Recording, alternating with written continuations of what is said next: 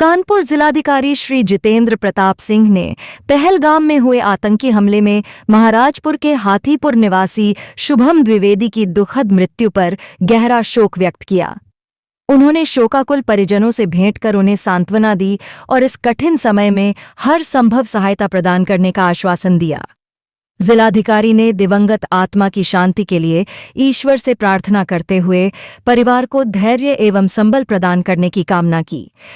शुभम का पार्थिव शरीर लाए जाने की प्रक्रिया कब तक पूरी होगी? आप लोगों की श्रीनगर प्रशासन से बातचीत हुई? जी, ये बहुत ही दुखद घटना है। हमारे कानपुर के शुभम द्विवेदी जी की आतंकवादियों के हाथों निर्मम हत्या हुई है और इस पर सभी लोग दुखी हैं। बहुत प्रधानमंत्री जी ने शोक व्यक्त किया, माननीय मुख्यमंत्री जी बहुत दुखी थे और सवेरे उन्होंने मुझे भी फोन से परिवार का हालचाल लिया।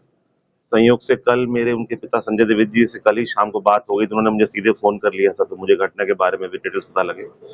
उसके बाद मेरी ओर से जो रेजिडेंट कमिश्नर है कश्मीर के, उनसे मेरे टाई अप किया गया और यहाँ के लोगों की सूचना भेजी कि जो डीएम श्रीनगर हैं मिस्टर बिलाल, उनसे भी मेरी बात हो गई है। उन्होंने मुझे बताया है कि सभी जो पार्थिव शरीर है वो पीसीआर में ले जाए गए हैं और उसके बाद उनको अभी वो विशेष विमानों से या एयरलाइन से टाई अप करके उनको भेजने की प्रक्रिया भी चल रही है। परिवार के सभी सदस्यों की उससे मेरा संवाद है, बातचीत हो रही है और माननीय मुख्यमंत्री जी ने जो बहुत दुख व्यक्त किया उसको मैं प्रकट करने के लिए यहाँ पर मैं भी आया था, सीपी साहब भी आए हैं। तो हम सभी इस संकट की घड़ी में, इस एक बड़ी त्रासदी की घड़ी में परिवार के साथ में है और प्रशासन पूरा का पूरा, सभी पुलिस विभाग के हमारे अधिकारी परिवार के साथ खड़े हैं और जो भी अन्य व्यवस्थाएं हैं वो हम लोग करेंगे। प्रधानमंत्री जी की भी कल विजिट है, तो क्या यहाँ पर आने का कुछ उनका है, कुछ ऐसा संकेत मिल रही है? इसके विषय में जैसी सूचना मिलेगी फिर आपको अपडेट करेंगे। मेरा नाम सौरभ द्विवेदी है और आज जो घटना हुई है पहलगाम में, उसमें हमारे ताऊ जी के लड़के शुभम द्विवेदी जी को गोली लगी। दोपहर करीबन 3 बजे हमको फोन आया था कि वो लोग ऊपर पहलगाम में घुड़सवारी करने गए हुए थे, वहां पर उनके सर में गोली मारी।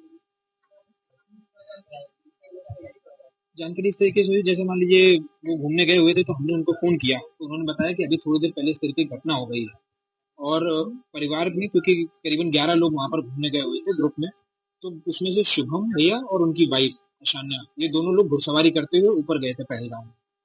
वहां पर गोलीबारी हुई और ईशान्या भाभी ने फोन करके सबको ये जानकारी दी। तो उन लोगों को भी श्योरिटी नहीं थी कि क्या हुआ है असल में, क्योंकि भगदड़ मच गई थी वहां पर और जिस तरीके का माहौल था उस तरीके के माहौल में कुछ समझ में नहीं आ रहा था। हालांकि थोड़ी देर के बाद ये पुष्टि हुई कि गोली उनके सर पे लग गई है। ये 17 तारीख को गए थे और 23 तारीख को इनको वापस आना था। करीबन 11 लोगों का ग्रुप था जो पूरा कश्मीर घूमने गया हुआ था, तो सोनमर्ग, गुलमर्ग और इसी तरीके से आज ये लोग वहां पर थे पहलगाम में।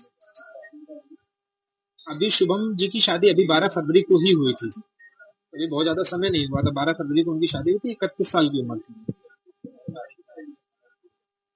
हाँ, मतलब शादी के बाद पूरा फैमिली एक साथ टूर करने गया जी।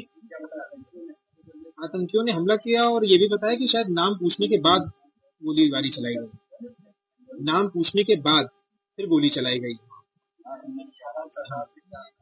क्योंकि सरकार से हमारी सिर्फ इतनी दरख्वास्त है कि जो भी वहां पर घटना हुई है उसके जो भी प्रोसीजर्स वहां पर है उनको जल्दी से जल्दी खत्म करके जो भी स्थिति है उसको स्पष्ट करें और हमारे भाई को जिस भी स्थिति में वो हैं उनको यहाँ जल्द से जल्द हम लोगों को सौंपे, क्योंकि जो उस तरीके की हम लोगों को खबरें वहां से मिल रही हैं, अभी सरकारी तौर पर कोई पुष्टि नहीं हुई है, पर हम लोगों को एक खबर मिल रही है कि उनकी डेथ हो गई है।